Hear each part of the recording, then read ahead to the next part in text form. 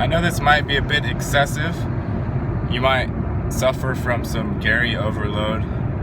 Too much in one day is a possibility.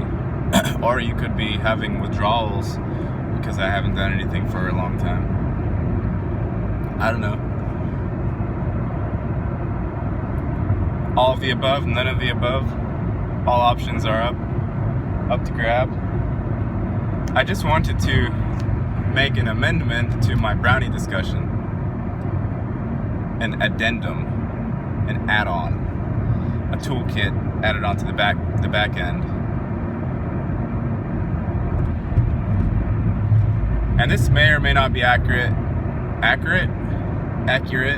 so do with it what you will. But I was talking with Andrea earlier today, and I said this. I don't know if she was on board or not. She seemed to be relatively on board.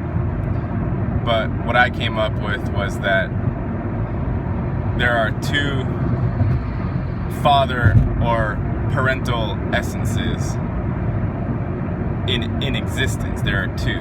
That's nothing new, right? We've heard of that. Yin and yang. It's just two sides of a polarity. But in a more realm-specific duality, I see it as there is organic, parental, creative essence, and then there is technological, creative essence. You could say the organic is the mother, the technological is the father. Technological literally means control. It literally means control. Technology only exists to control something, some way, somehow. Organic is like the outflowing, the outpouring, the giving, the nourishing, the flowing, etc., right? So that would be the woman. The technology, which is very specific, every bit of technology has a specific function. That's the male masculine control-oriented approach, output, right? And male has the dick, the male outputs. The female is the womb. The female holds, the female receives. Organic. The technology is the dick, right? Technology is the phallus that says, I'm gonna fuck the whole universe, right? And it does. And we were talking about the idea of clones and how in every epoch of existence, the whole thing top to bottom is able to be seen in fractal form. In this current level of understanding that we see with our eyes the fractalized possibility spectrum. So like if you hear the idea of clones and you look out there, okay, you don't know if it's a clone you're looking at. You really have no way of proving it one way or the other. So you just say, well, that person acts like something different than I would assume a non-clone to act like. Unless, you're a living being and your clone walks up and says hello, like people like Lauda and others have related having actual experiences of. I've never seen my clone in this current memory, but I could see the possibility.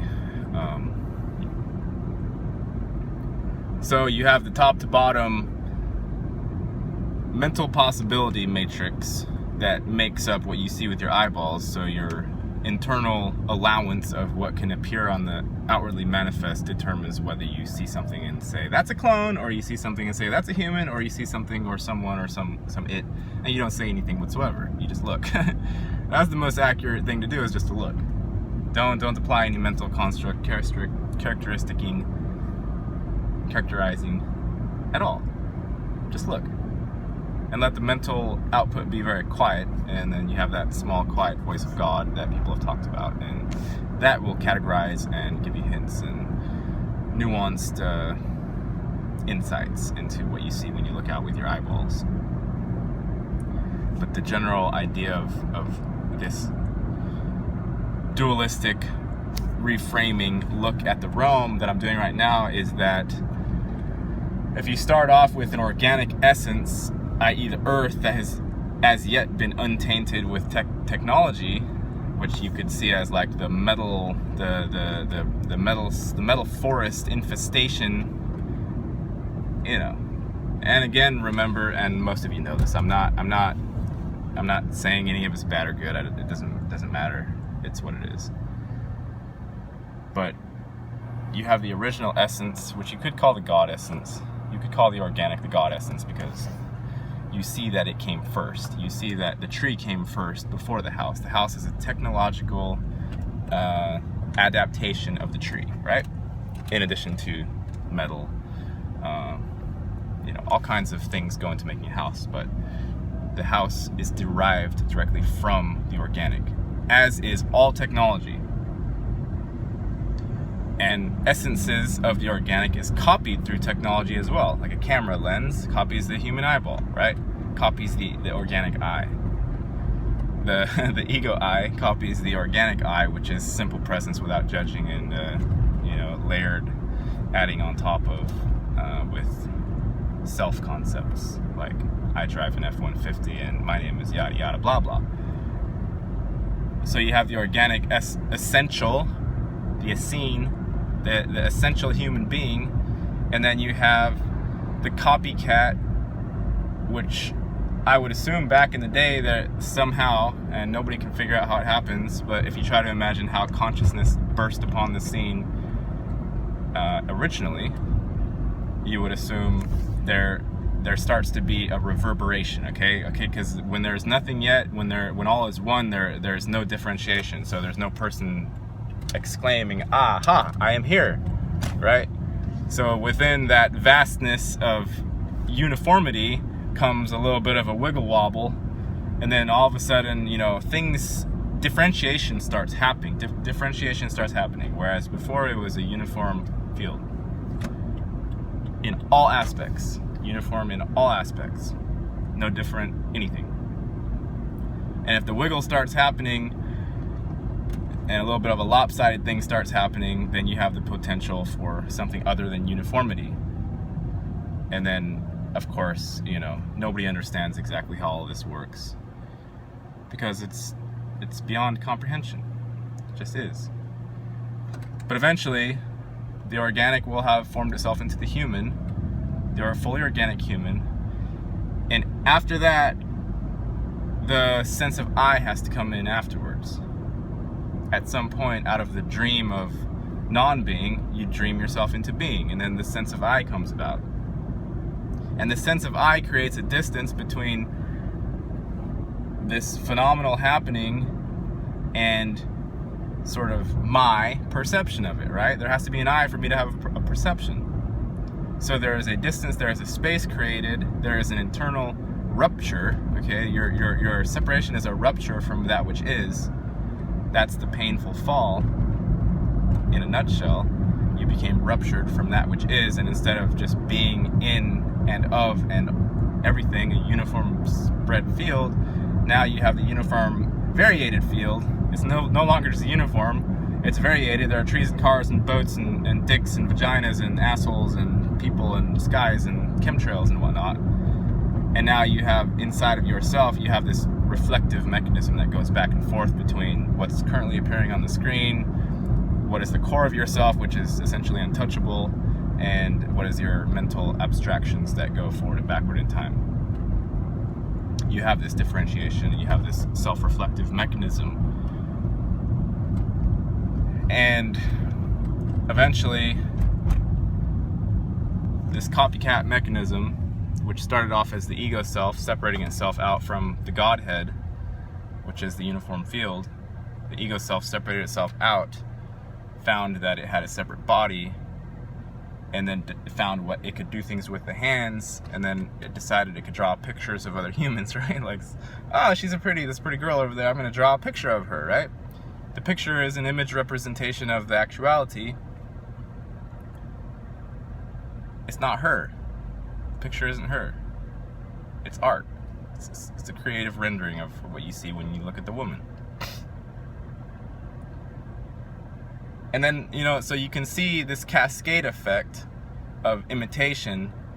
First you imitate on a piece of paper with a charcoal pen a woman that you like. And then eventually you know. People start doing, you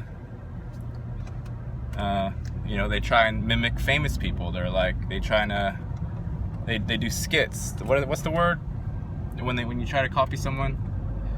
So voice replication comes about, and then you have Siri, right?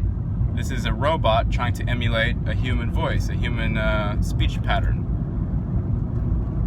And then you have prosthetics that come in, you know, someone's arm gets chopped off, and then someone else is like, hey, I can make a thing that looks like an arm and just band-aid it on there, and then somehow we'll make it, you know, work with the rest of the body. And then science gets in there, medical gets in there, you know, research and development gets in there, money gets in there, you know, the whole thing gets in there, and then eventually you have a prosthetic that can actually attach to the nerve endings, and now we have people being able to have rudimentary feelings inside of.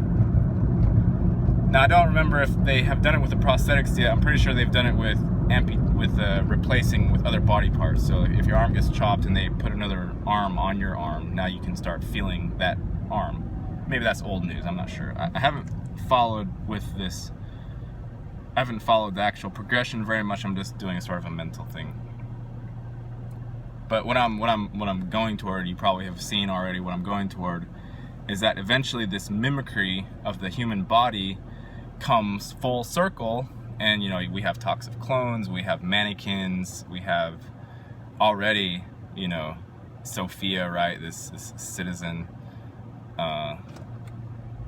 in whatever Arab country that is declared a citizen, and she can't walk yet, but she's gonna be able to walk. And then you fast forward and back through time and realize that the mental perceptive possibility lattice sits on top of every present moment. So you have to imagine there are people that are full replicants of the human, replicated versions of the human, but they lack whatever the creator made the human with. The creator, or the original organic essence that birthed life, there's something special and different inside of those originals than the copies. Just like, you know, when you look at a picture of your girlfriend, you know that's not your girlfriend. Well, they got the picture to be so good that now you look at the picture of your girlfriend and you think you're actually looking at your girlfriend. And of course this devolves into semantics and language, and there isn't a clear line between what is real and what isn't, because language is inaccurate. But this little thing that I'm doing here provides a sort of accurate picture, I believe, in terms of what we're seeing when we talk about NPCs, when we talk about organic portals, when we talk about reals versus non-reals, souls versus non-souled. And then of course, you know, you can add demonic entities and sort of disassociated psychopathy elements, which are rampant in the political spheres and arenas. All that stuff factors in as well. And it comes into a nice big show / parade for anyone who's not too scared to look up from their little bunker that they've created, you know?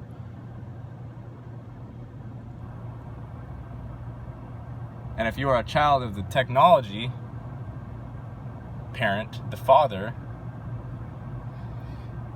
whether or not you can have the elements of the organic or the mother is of course up to whether or not you have this self thing inside of you, because a robot that looks like a human and is moving like a human was not created with that sense of I. Nobody knows how to create that sense of I. It just sprang into being with the organic process. Maybe it can spring into being with the technological one, and maybe that's the event where organic and technological intelligences sort of come together and create something new. Who knows? It's just an exploration, forward and backward in time via the present moment. So, sorry if that was a bit over the top for anybody. My mind is a bit crazy sometimes. But I hope you enjoyed, and thank you again everyone who joined the live stream. I'll be around. Take care, people. Bye.